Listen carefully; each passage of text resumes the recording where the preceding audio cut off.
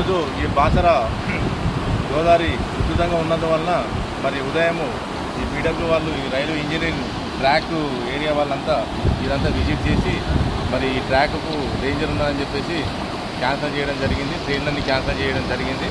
ఇటు నాందేడ్ వైపు వెళ్ళే ట్రైన్లు మళ్ళా